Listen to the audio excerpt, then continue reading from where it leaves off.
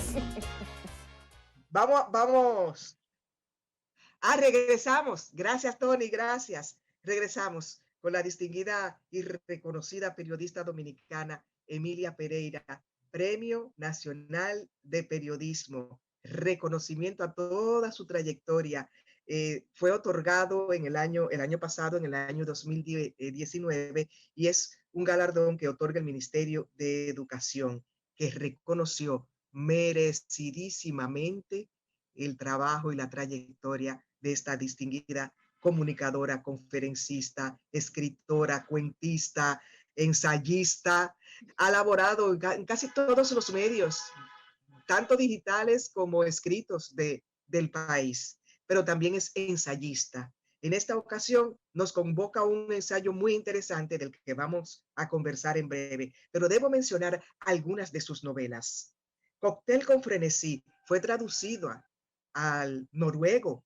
Los noruegos quedaron embelesados con esta narrativa de Emilia Pereira, pero debo mencionar, entre otras de las obras destacadas de Emilia Pereira, El grito del tambor, El crimen verde, Cenizas del querer, El faldón de la pólvora, Oh Dios. Entró también en perfiles biográficos con el libro Rasgos y figuras, y también una colección de cuentos que se llama El inapelable designio de Dios. La novela, como les comentaba, Cóctel con frenesí, que fue traducida al noruego. Textos suyos también han sido incluidos en diversas antologías de literatura caribeña. Es miembro o miembra, no importa, Miembro.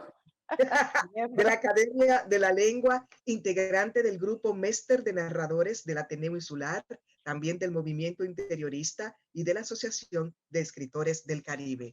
Con ustedes, damas y caballeros, la distinguida escritora y amiga que me honra con su amistad, Emilia Pereira.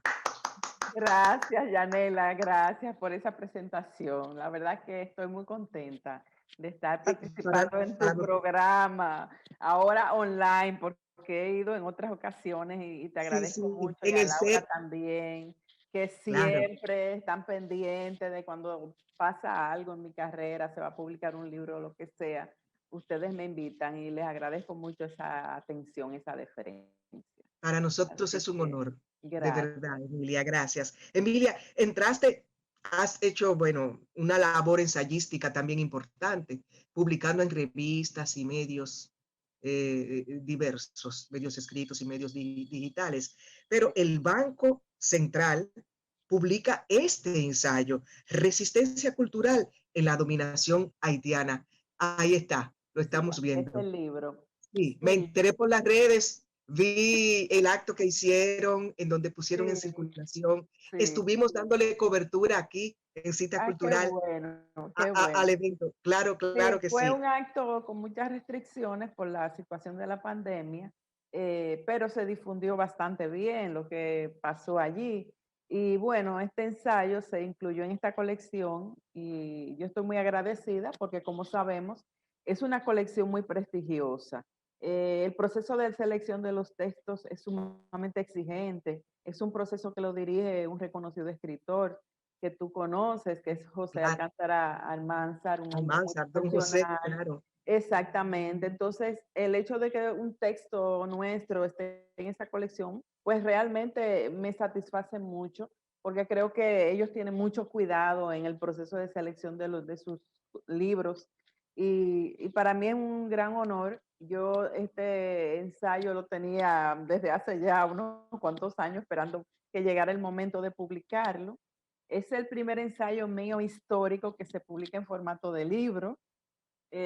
Tengo otros por ahí que irán saliendo, porque yo he estado trabajando también en el ensayo histórico últimamente. En los últimos años yo hice una especialización en investigación histórica y la historia es una temática que siempre me ha interesado y por eso he escrito varias novelas históricas. O sea, Exactamente. Hay un tiene perfil, sí, sí, sentido, ¿no? Tiene sí. sentido que yo haya trabajado con este tema. Y nada, espero que sea un aporte bibliográfico sobre un tema que creo que siempre nos va a interesar a los dominicanos, porque tiene que ver con nuestra relación con un país vecino, con un país hermano, con el que estamos inevitablemente ligados. De modo que lo mejor que puede pasar es que nos entendamos, que conozcamos los orígenes de los vínculos, las diferencias, los puntos comunes y todo lo que tiene que ver con esta relación histórica que ya es antiquísima, pero que sigue repercutiendo en la sociedad dominicana.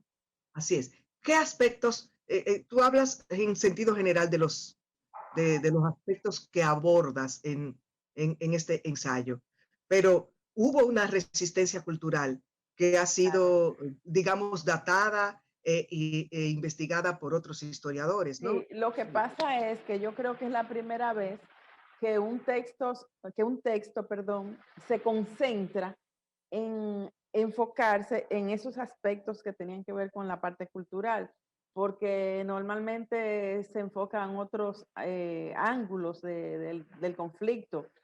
Tuvimos una ocupación de 22 años, que comienza en el 1822. Bueno, y aunque para que se produjese la ocupación no hubo que hacer un solo disparo, porque Boyer llega con su ejército y encuentra una sociedad pequeña, desprotegida, de 70,000 personas, y les resulta fácil imponerse sin tener que matar a nadie, ¿no?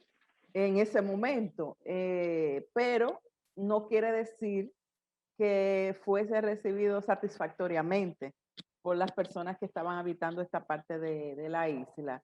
E inmediatamente comienzan a surgir las diferencias por los estilos de vida, por la manera de conducir el Estado. Se suceden esos choques con la iglesia por el manejo de las propiedades, porque también Boyer produjo una inmigración de metodistas de Estados Unidos y eso chocaba con la visión que había del culto a la iglesia católica, el fervor que había desde el inicio de la colonia, porque fue una política de los reyes de España desde el principio.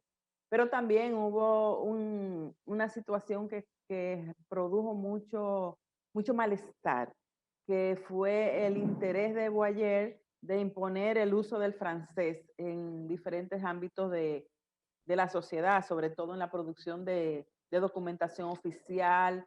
Eso fue un tema que causó mucho escozor, molestó mucho realmente y siempre se remachaba cada vez que se hablaba de que se necesitaba producir el proceso de la independencia, pues se remachaba mucho que este aspecto del idioma era fundamental.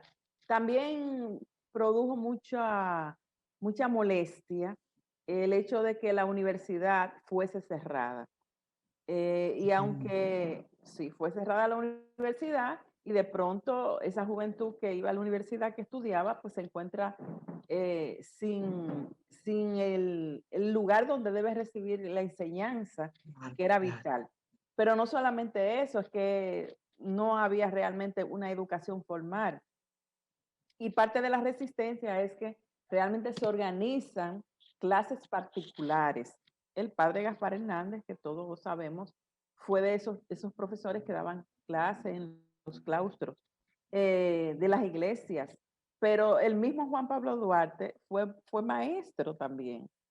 Fue un educador informal, como muchos otros que hicieron posible que a pesar de que el régimen de gobierno no tenía un sistema educativo implementado, no fomentara la educación, sí hubo personas que se mantuvieron dando clases porque habían sido profesores antes. Ese fue también un punto que molestó mucho y que se entendía que había que resolver.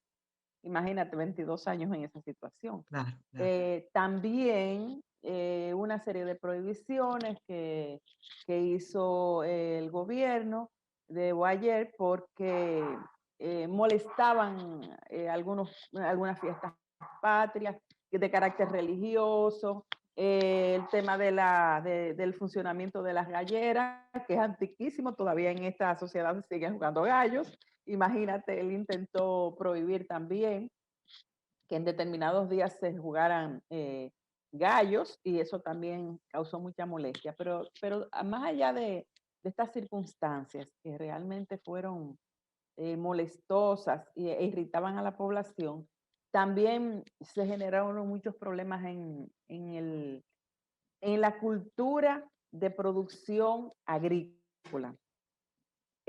Todas las sociedades tienen un modo de producir. Aquí existía una manera de explotar la tierra que era muy diferente a la que prevalece en Haití. Cuando llega esta invasión, dicta unas nuevas normativas que no cayeron bien y eso generó una serie de problemas y antagonismos. Bueno, la revolución de los Alcarrizos, que estalla tempranamente, fue justamente en protesta por el manejo de los recursos agrícolas. Entonces, fue un conjunto de situaciones que se dieron que los dominicanos de esa época, con tan pocos recursos, realmente enfrentaron. Y el hecho de que unos muchachos deciden formar un movimiento que se llamó la Trinitaria, Exactamente. y digo unos muchachos, se Eran revela jóvenes. que Sí. realmente no se sentían cómodos, no se sentían satisfechos de que este país fuese gobernado por extranjeros. Y Y bueno, estaban imbuidos, finalmente ese claro, movimiento triunfa y triunfa se produce la proclamación de la independencia. de la Pues el libro independencia. mío examina estos puntos, estos aspectos que generaron confrontación y se centra mucho en el aspecto cultural.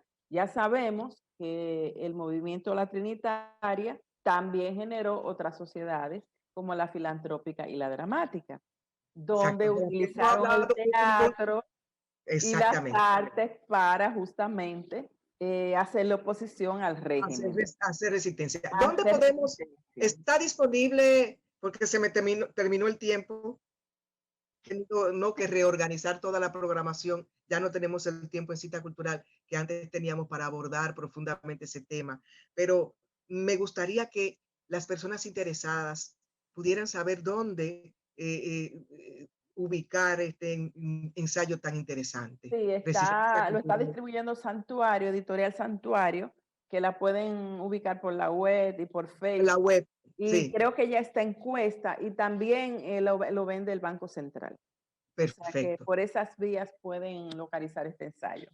Celebro yo y celebramos todos y Gracias, todas gracias. este, este ensayo tan minucioso, ¿no? Sobre la resistencia cultural durante la dominación haitiana, un tema que nos apasiona. Muchas gracias, Emilia. Gracias a ti por invitarme. Buenas noches. Encantada, ha sido un gran honor. Que Gracias. tengas feliz noche. Feliz noche. Gracias. Feliz noche a todos ustedes, amigos y amigas. Mañana nos encontramos en otra cita cultural. Encuentro diario con el arte y la cultura. Buenas noches.